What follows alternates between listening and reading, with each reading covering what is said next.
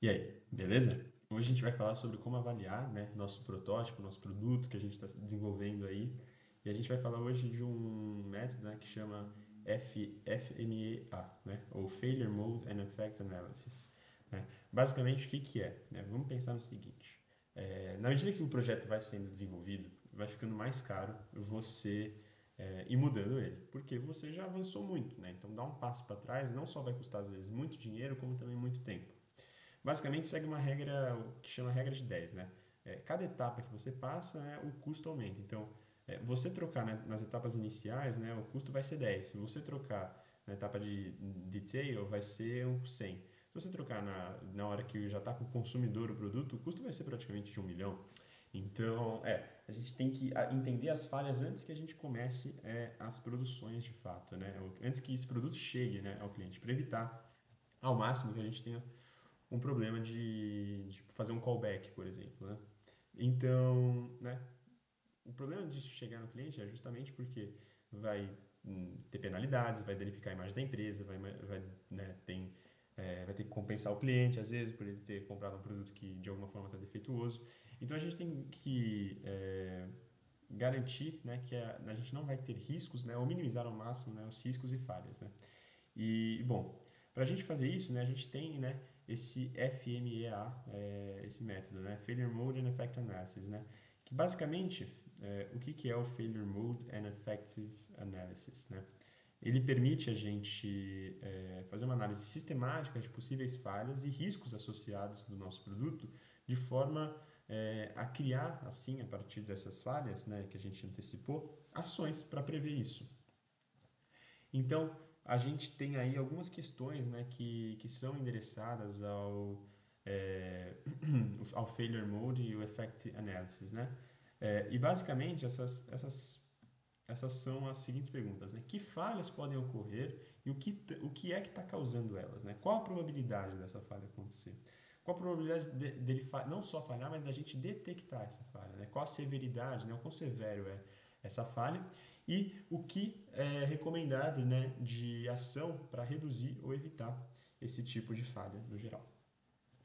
Então, né, existe basicamente um processo de FMA para fazer manufatura no geral e tem o sistema de FMA. Né? A gente vai focar aqui no sistema de FMA, que é basicamente usado, né, em funções e produtos no geral. E, bom, o processo no geral ele funciona da seguinte forma, né? A gente estabelece inicialmente uma estrutura do sistema, aí a gente vai desenhar funções de cada parte do sistema, né? São 5 funções no total, e aí a gente vai identificar quem são os possíveis candidatos à falha. Uma vez que a gente vai identificar os possíveis candidatos para falha, a gente vai medir, né, os riscos, né, qual que é o nível de severidade, qual que é a frequência com que isso ocorre, se a gente consegue detectar isso ou não. E aí a gente vai definir essas ações em um template que a gente vai elencar todas as possíveis falhas que podem acontecer. Então, né, inicialmente no primeiro passo, o que, que a gente tem que fazer? A gente tem que documentar o nosso produto, listar as partes, né, colocar tudo ali que a gente tem. Depois, né, vamos pensar assim, a gente está falando aqui, vamos supor, um sistema de ignição de carro, né? A gente vai ter todas as funções, né, basicamente, ali tudo. Então, por exemplo, tem o sistema de segurança passivo, o controlador, o airbag, sistema de mecanismo de que vai travar o carro, as chaves, né, os cabos, tudo isso são atributos do nosso carro, né? E aí a gente vai dizer o que cada um faz. Então, por exemplo, os cabos enviam sinais elétricos, o airbag ele desacelera o passageiro em caso de acidente, enfim. E aí essa é a segunda etapa. A gente está colocando as funções. Aí, né, colocando as funções, a gente sempre descreve isso como um nome e como um verbo. Envia sinal elétrico, né? É, e aí, você pode também, se você tiver com algum nível de dificuldade para colocar essas funções, você pode sempre perguntar para si mesmo o seguinte, né? Por que que esse componente está aí, né? O que aconteceria se ele fosse diferente, né? Se eu não tivesse ali? Então, isso ajuda a entender a função de cada um, né? Ajuda a entender como a gente faz para avaliar as funções. Aí, né, uma vez que você identificou as funções, você já tem seus módulos ali meio que colocados no geral, suas funções colocadas no geral, você imagina um cenário em que ocorre falha. Então, por exemplo, o cenário dos carros, ocorre um curto-circuito, o airbag não aciona. Todas essas coisas do tipo, né? Existe uma força externa vertical na chave de ignição. Essas funções, quando negadas, elas vão levar a um mau comportamento e aí você consegue entender qual que seria a falha, causa e efeito, né? Basicamente, isso funciona com você negando as funções que você desenvolveu, né?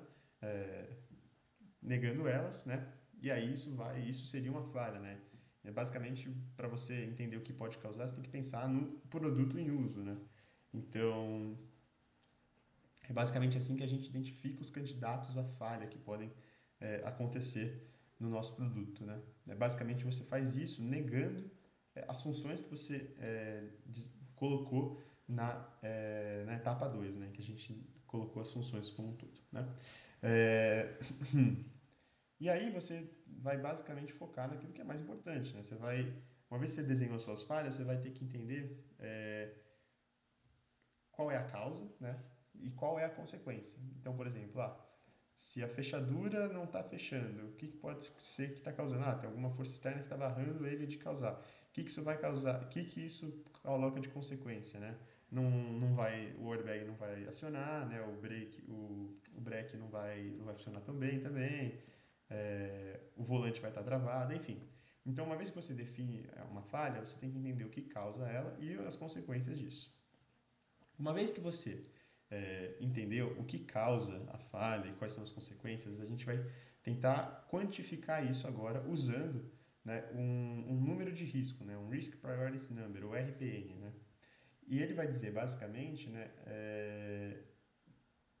o nível de risco que é isso. Né? E como que a gente faz para calcular isso? Ele vai ser calculado pela severidade de algo, né, vezes a probabilidade de ocorrência, né, vezes, né, a probabilidade de você detectar isso. Né? Então, você, esses valores são colocados de forma arbitrária, geralmente tem uma tabela para você se guiar e entender como classificar, né, de 1 a 10 cada um dos três componentes que formam a fórmula do RPN, né, do Risk Priority Number. E aí, uma vez que você calcula esses números, né, a partir de uma tabela, você coloca isso também em uma nova tabela. E aí, a partir dessa nova tabela, você vai colocar nessa nova tabela a falha, a consequência dessa falha, a causa da falha, se você consegue detectar, sugestão de melhora, né, uma deadline para você corrigir isso, ações que foram realizadas, enfim. Isso você coloca o estado atual e o estado melhorado depois, né, da sua, da sua falha. Né? E aí, para fazer isso, você basicamente tem que definir, para você definir as ações, né, primeiro você entende para você melhorar, né, o seu produto como um todo, você tem algumas possibilidades, né? Você tem que fazer uma ação para evitar falhas, uma ação para reduzir falhas, uma ação para reduzir a detecção de falhas. Né? Você sempre pode escolher um dos três, do S, do O ou do D, para você usar para melhorar o seu fator de risco no geral. E aí, né, uma vez que você reduz isso, você faz uma melhoria e aí você tem o seu projeto melhorado e com risco reduzido. Né? E você faz isso, tenta fazer isso de uma forma interativamente até o momento que você não consegue mais fazer com que isso convirja. Né? Então, em resumo, no geral, né, é um método que interage com os componentes, né? Você precisa reduzir o risco ao máximo, né? E você coloca inicialmente ali todas as informações de estrutura e função da sua peça, do seu produto, né? As informações sobre quão severo é, sobre a quantidade de ocorrências, detecção baseada em tabelas, né? E de saída você tem um documento que mostra as possíveis consequências e causas de falha e uma lista de ações de itens para serem melhorados. Né? E o processo, que foi basicamente o que a gente descreveu aqui, foi você estabelecer, né, o sistema de arquitetura, desenhar as funções, negar essas funções para identificar as falhas, entender causa e consequência, né? Depois quantificar isso com base em quão severo é, em quão observável é e o quão detectável é, e depois você define as ações que você quer fazer baseada aí, no RFM. Né? E aí os benefícios são, né? É uma forma de você identificar possíveis falhas e modos de falhas, né?